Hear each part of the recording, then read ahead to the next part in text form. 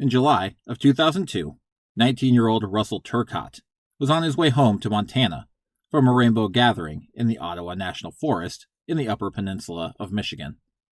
He had stayed behind a few days after the gathering to clean up the mess that had been left behind.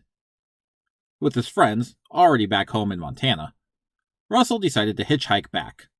Upon reaching Grand Forks, North Dakota, Russell would call his mom to have some money wired so he could ride the train the rest of the way home. Russell would never pick up the money, and it wouldn't be until November of 2002 that his horrific fate would be discovered. This is Midwest Mystery Files, Episode 26, The Murder of Russell Turcotte.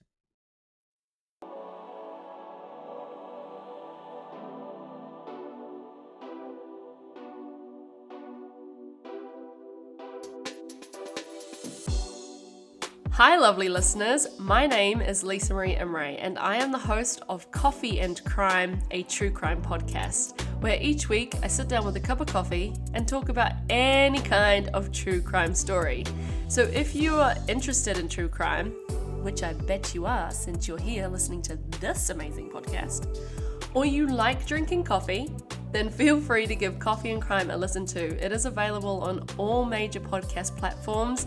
You can also find Coffee and Crime on Facebook or Instagram, where the DMs are always ready for you to slide in with your thoughts and feelings, recommendations, or anything true crime related. So until then, be safe, be good, be better, and all that cheesy crap, and I will catch you guys over at Coffee and Crime. Hello everyone, and welcome to Midwest Mystery Files. I'm your host Jeremiah, with just a few quick things before we start. Midwest Mystery Files is a true crime podcast focused on missing and murdered cases within the Midwestern region of the United States. I can be found on all major podcast platforms, as well as on YouTube with delayed episodes.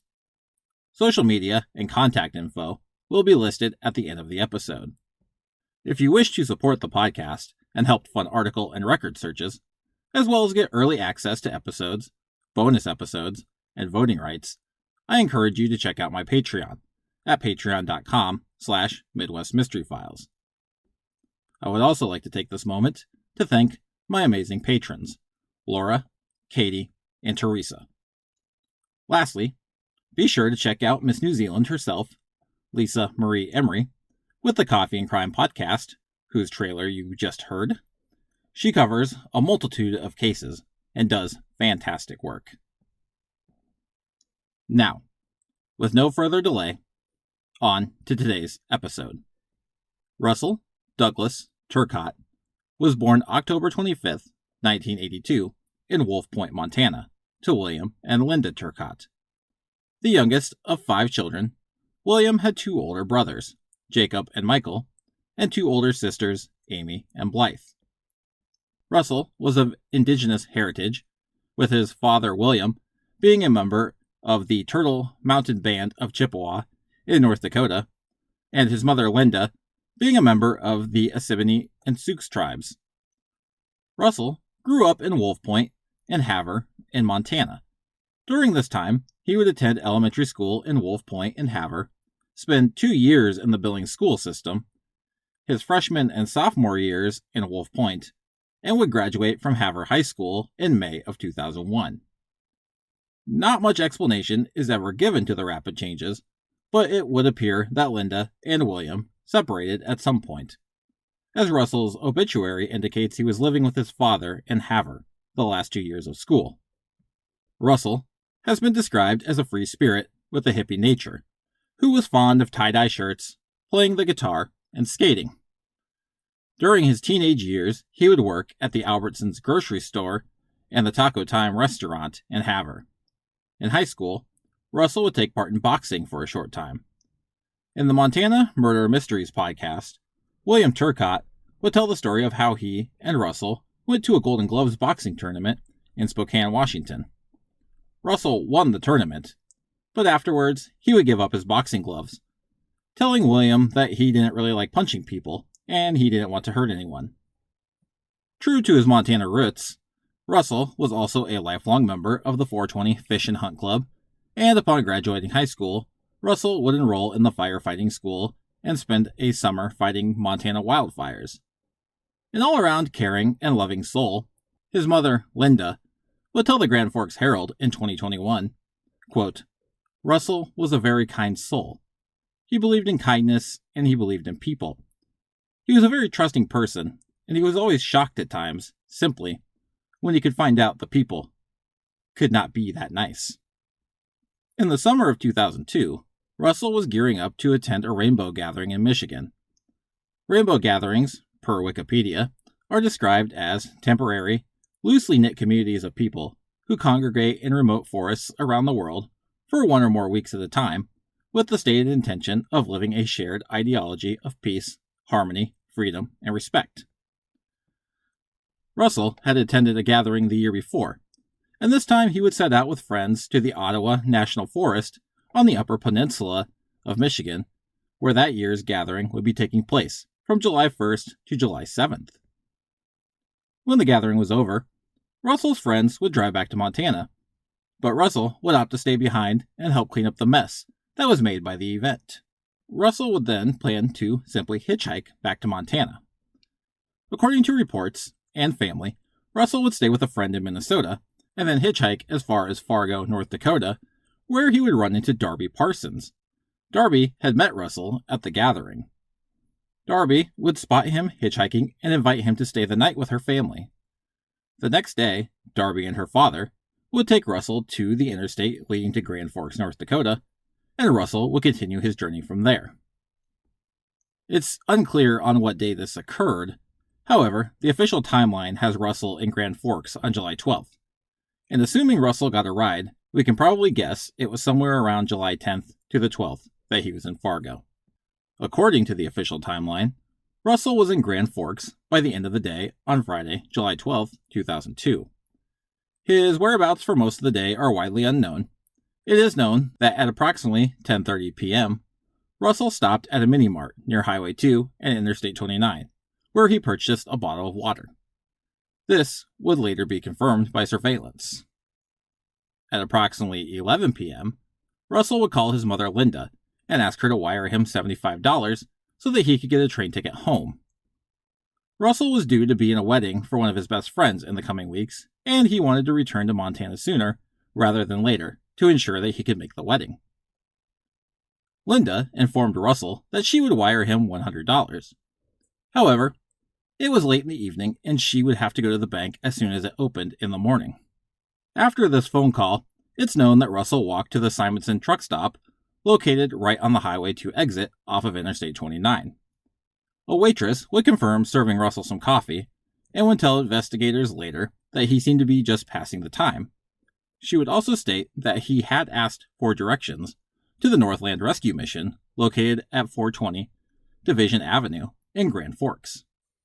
The next morning, Linda would wire Russell the $100 as promised. Only Russell would never show to collect the money. Linda would soon become concerned when the money was not picked up, and she then failed to hear from Russell at all throughout the day. The day would turn to night, and the morning would come, with still no word from Russell. At this juncture, it had been too long since last contact for Linda, and she called the Grand Forks Police Department. According to Linda, upon hearing Russell's age, the dispatcher merely laughed and advised Linda to wait a few days. Furthermore, the dispatcher informed Linda that, despite the fact Russell went missing in North Dakota, Linda should report him missing to the Wolf Point Police Department. Linda, understandably upset by this response, would contact Russell's older brother, Jake. On Monday, July 15th, Jake would drive to Grand Forks to search for his younger brother. Along the way, he would stop in every town and community he went through to see if anyone had seen Russell. Reports state that upon arriving in Grand Forks, Jake went to the police department and upon attempting to file a police report, was told that he should return in a few days. Jake would then go to the local newspaper and news stations, with his mother doing the same in Montana. News stations in Montana and a station in Grand Forks would agree to air Russell's picture on the news. After media attention, and 2 attempts by the family, Grand Forks police would finally take notice, and the nationwide All Points Bulletin would be put out for Russell. Although, Wolf Point, where Linda initially had to have a report taken, would still be the lead investigating agency on the case at the time. Aside from news media showing Russell's photo, his father William and Russell's brother Jake would spend weeks displaying photos and missing posters everywhere they could between Wolf Point and Grand Forks. The coverage and photos would garner at least 2 phone calls. One from an attendant at the mini-mart where Russell purchased a bottle of water before disappearing, and the other from Darby Parsons, the young woman that Russell had met at the Rainbow Gathering and had given Russell a place to stay before he headed to Grand Forks. In an October 2nd, 2002 article from the Grand Forks Herald, it was announced that Texas EcuSearch would be coming to Grand Forks to help search for Russell. Texas EcuSearch is a volunteer search group who utilizes horses, four-wheelers, boats, and planes to assist in searches for missing persons. The group was started by Texas native Tim Miller, who, after his daughter was abducted and murdered in 1984, began helping other families to search for their lost loved ones. After years of assisting by himself, he started Texas EcuSearch, a group which still operates to this day. Miller had been contacted by a member of the Turcotte family after few leads had been garnered in Russell's case. On the topic of few leads, Wolf Point Police Lieutenant Jeff Harada would tell the Grand Forks Herald, quote, "We've attempted to follow up on every lead we've ever had. Unfortunately, there haven't been many." Grand Forks Police Lieutenant Dennis Egerbrotten would add that it had been hard to search for clues in Grand Forks when absolutely none had turned up. On October 12th, the Grand Forks Herald would publish a letter to the editor from Russell's mother Linda. Normally I wouldn't read one of these in full. However, I do believe, for the sake of clarity on Linda's behalf, I think it's best to read it in full to proper convey the frustrations of Linda and the Turcotte family. The letter reads as follows. I read the article published about the story of Texas EcuSearch traveling to Grand Forks to search for my son, Russell Douglas Turcotte. I feel that I need to relay how the family feels and how we came to the decision to conduct the ground search for Russell. My son has been missing for 88 days. It has been pure anguish, not knowing if he is hurt somewhere, if he is dead, or if he is alive. I have spent days sitting by the phone, hoping he would call. Russell has missed a lot in these past 88 days. He was to be the best man in the wedding of his friend, Mike Dunning, on August 3rd. Mike did not get a call saying, "Hey Mike, I can't make the wedding."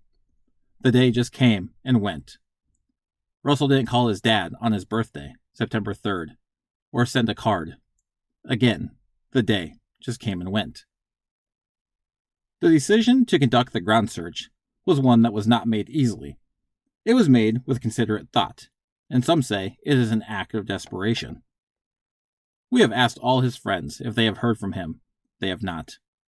I called Leah, a friend of his whom he stayed with in Brainerd, Minnesota, prior to traveling to Fargo, and then on to Grand Forks the next day. I questioned her on his state of mind, and she said he was anxious to get home. We spoke to a girl named Darby in Fargo, where Russell had stayed the night before arriving in Grand Forks. She told us Russell wanted to get home, as he was to be the best man in his best friend's wedding. So, to our knowledge, his intent was to get home. We have had flyers up and down U.S. Highway 2 and Interstate 94, passed out flyers to truckers who travel the interstates, reported him missing with the National Missing Persons Organization. News stories have been printed in Montana, North Dakota, and Minnesota, but nobody has reported seeing him or received a phone call, letter, or postcard from him. The last place he was physically seen and heard from was in Grand Forks. We took all of this into consideration, and it brought us back to Grand Forks. This is not a trip I am looking forward to. I am searching for something that I do not want to find. We are not saying that foul play has occurred. Any number of things could have happened. He could have fallen and hit his head, or gotten hurt somewhere and not been able to move. These are all possibilities. If we do not find anything in Grand Forks, we will continue to search elsewhere. Where? I do not know. But at least we will have eliminated that something happened to him in Grand Forks. Then, we will regroup and continue to take measures to find my son. Yes, it could be considered an act of desperation, but desperate we are to find out what happened to him. The not knowing is very debilitating. On October 18th, the hunt for Russell by Texas EquuSearch would commence. 11 members of Russell's family would make the 12-hour drive to Grand Forks. Linda, while present and appreciative of the search efforts, would lament that she almost hoped nothing would be found, telling the Grand Forks Herald, quote, "I don't have any expectations. I hope I don't find anything, because if I find something, I know it's not going to be in a good way." Over 3 days, volunteers with Texas EquuSearch, as well as local law enforcement agencies, would search on foot through the high grass and wooded area around the Simonson gas station, where Russell was last seen.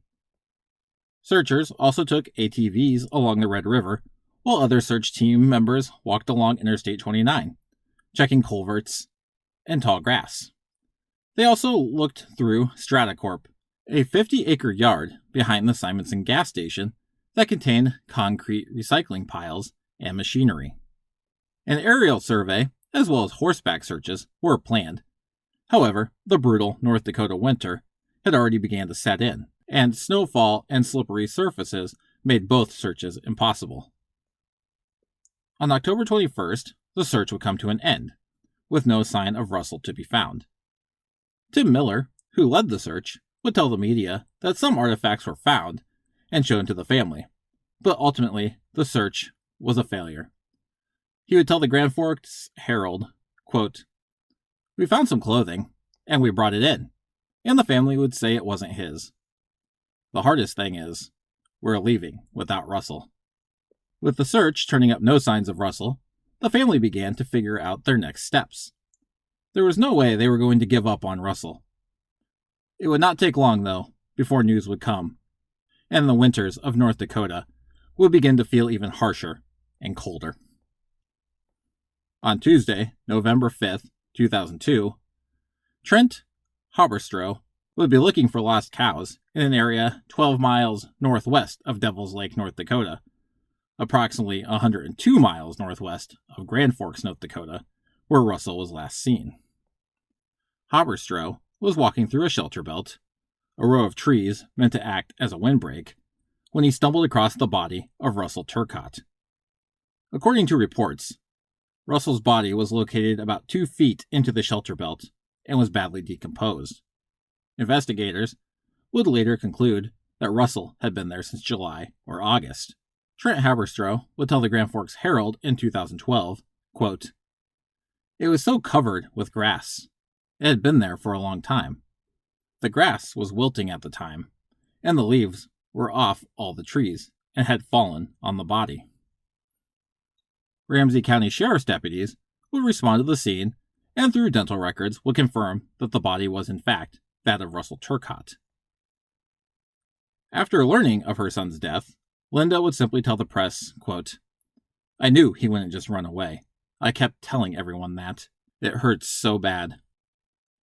Investigators would, to this day, not fully tell Russell's family the full extent of his injuries or go into the specifics of his cause of death. In a later article, Linda would state that all she's ever been told is that the cause of death was blunt force trauma.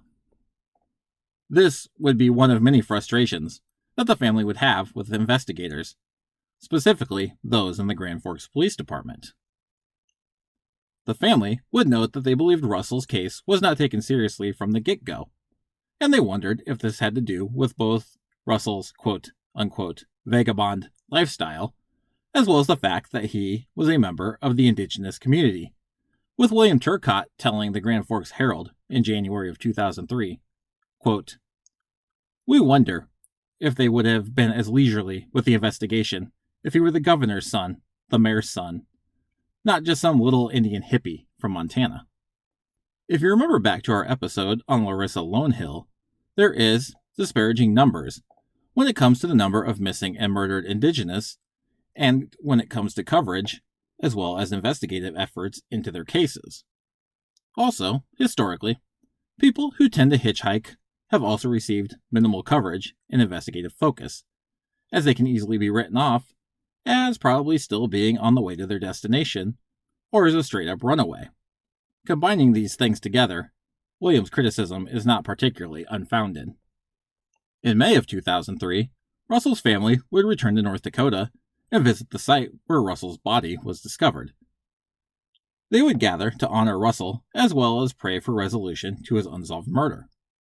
Michael Turcotte, Russell's brother, would explain to the media, quote, "We met as a family at the site and prayed together. We are Native Americans and prayed in our own way. We offered tobacco and just asked that the persons responsible come forward, or that God will deal with them in his own way. Either way, they are going to have to deal with God." William Turcotte would also continue to not mince words, telling the media, quote, "I don't have much confidence in law enforcement around here." He would then cite several unsolved homicides in the area, which included 3 other Indigenous males. He would continue on to say, quote, "So that doesn't speak very highly for the Grand Forks area law enforcement. No one listened to us when we told law enforcement that our son was missing last summer.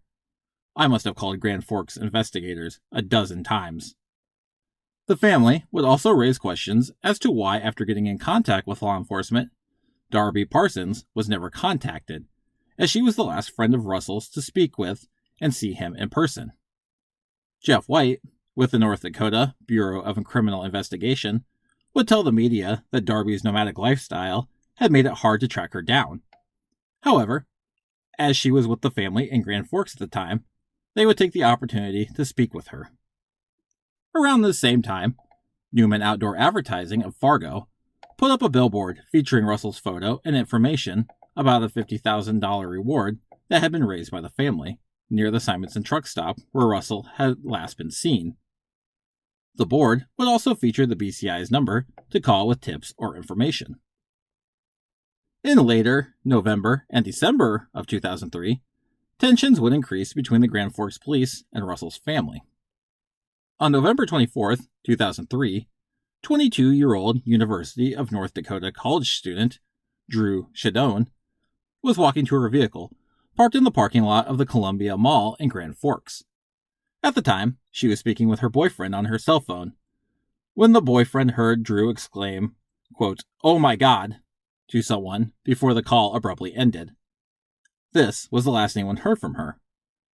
On December 1st, 50-year-old Alfonso Rodriguez Jr. was arrested and charged with her abduction and later murder after her remains were found in April of 2004.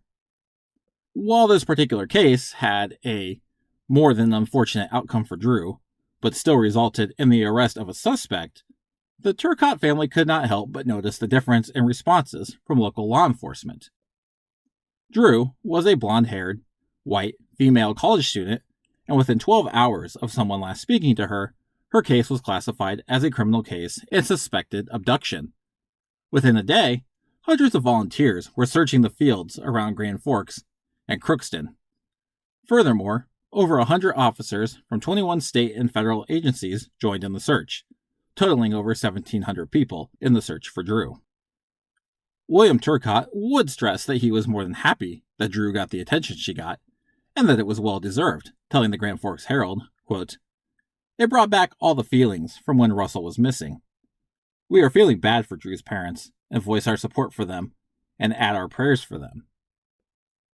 He would go on to explain that the family's frustration was more with local law enforcement and the lack of reaction the family received when attempting to report Russell missing, saying, quote, "When they reported Drew missing, law enforcement was right on it.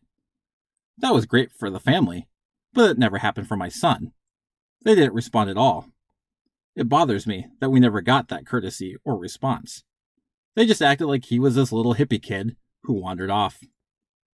Lieutenant Brian Sieber, with the Grand Forks Police Department, would explain that because of Drew's final words on the phone, they knew there was an urgency to the case, and that the fact they were able to track her cell phone movements made it easier to jump into action. He would go on, though, to state what I personally find to be an illy worded remark, saying, quote, "She was young, female, and attractive. She was shopping at a mall we all use. This could happen to any of us." Russell was a young man who was last seen at a truck stop that I would assume many of the people in Grand Forks use. His disappearance and murder could have also happened to anyone, only I don't think if he disappeared from a mall parking lot there would have been any more urgency than what police showed before in his case. But I digress. Russell's case would continue to sit quiet for a short time, until 2005, when a person of interest by the name of Joseph Edward Duncan entered the picture. In July of 2005, Duncan was arrested in Idaho after being seen with a missing 8-year-old girl by the name of Shasta Groney. In May of 2005, Shasta and her 9-year-old brother Dylan were reported missing after their mother, 40-year-old Brenda Groney, their 13-year-old brother Slade, and Brenda's boyfriend, 37-year-old Mark McKenzie, were found dead in their home in Idaho. Their cause of death was determined to be blunt force trauma. After Duncan was arrested by police, it would be discovered that Duncan had killed Dylan. His remains were found 2 days later. And then I apologize that I did not do this earlier, but quick trigger warning for the children. According to reports and evidence shown in trial, the 2 children were tortured and repeatedly sexually assaulted by Duncan. Through interviews and investigation, it was also discovered that Duncan had murdered 10-year-old Anthony Martinez from Beaumont, California in 1997, as well as Sammy Jo White and Carmen Cabayas in 1998 in Washington state.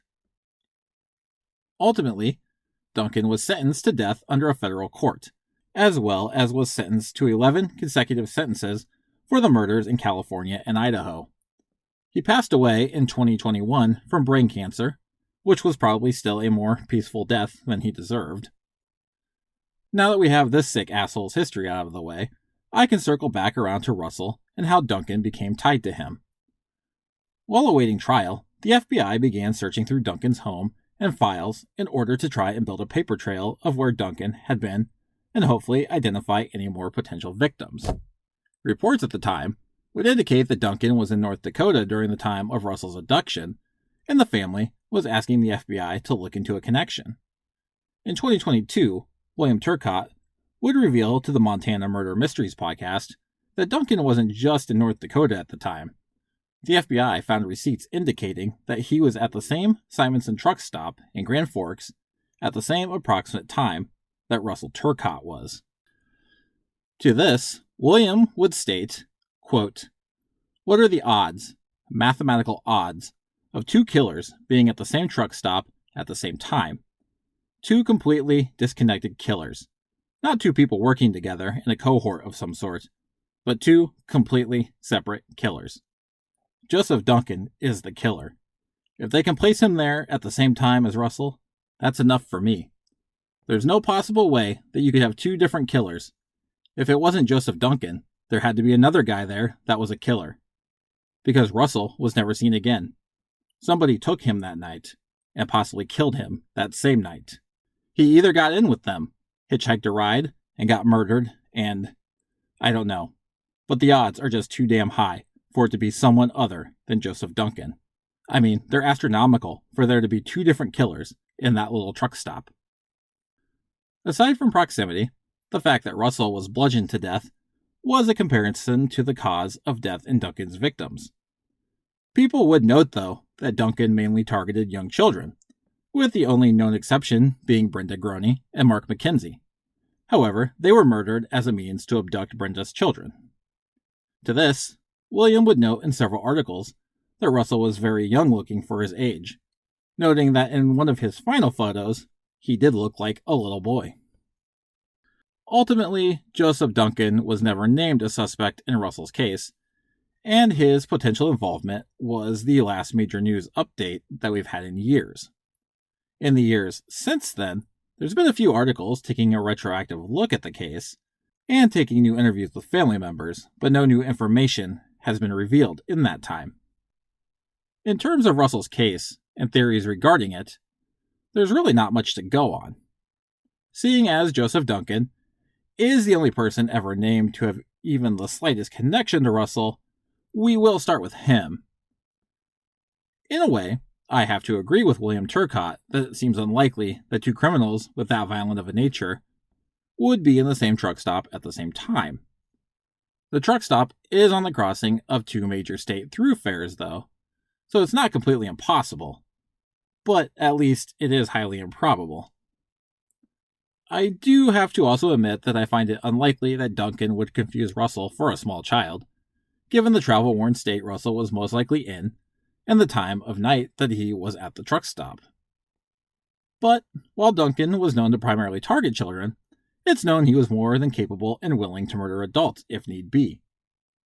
Given this, we do have to entertain the fact that the two very well could have met, and whether through coerced abduction or the guise of giving Russell a ride, the meeting turned violent, and Duncan murdered Russell, before disposing of his body. The only other theory is that Russell met with foul play at the hands of a yet unknown individual. Given what we do know, we can speculate that he was either forcibly abducted from the truck stop or was promised a ride by someone and met with foul play. The thing I find the strangest is if that he found a ride at the truck stop, one would think he would have called home to tell his mother to hold off on the money transfer, as he would no longer be in town to collect. There is, of course, the chance that he would have been walking to the rescue mission, or was offered a ride to it, and whatever happened during that time. Unfortunately, unless the culprit is apprehended, we'll never know for sure. This July will mark 21 years since Russell Turcotte, a young man who loved people and loved his family, a man who gave up boxing because he didn't want to hurt people, and who risked his life to fight wildfires in the Montana country, was mercilessly and violently taken from this world. In this time, his family, who clearly loved him beyond what any of us can know, never gave up on their efforts to find him and have never given up hope that he may one day receive the proper justice he deserves. They've held on to that hope, even in the face of the indifference of law enforcement. I think most of us know that even had they taken Russell's disappearance seriously from the beginning, he was never going to receive the attention that Drew Shadone did. There were a number of factors in her case that painted a clear picture of an abduction and ways to trace her location. That being said, I know there is a stigma around hitchhiking, especially when you get into the 21st century, where even in 2001 it had become less common. It's easy for law enforcement, or anyone for that matter, to brush off a disappearance as someone just being on the road, somewhere, and being hard to find. At the end of the day, though, hitchhiking is risky business. And I don't wrong anyone for doing it, including Russell. He was merely doing what he needed to get home. There is an uncertainty to go along with it, though, an unknown danger level that does put the hitchhiker at a higher risk. This alone is why Grand Forks Police could have taken Russell's disappearance a bit more seriously. He wasn't just a kid freely traveling the country. He was trying to get home.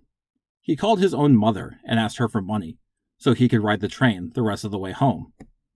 The fact he neither called his mom afterwards and didn't pick up the money should have been enough to raise some eyebrows. Instead, Linda was laughed at and told to file a report in her own town, somewhere Russell hadn't been for quite some time.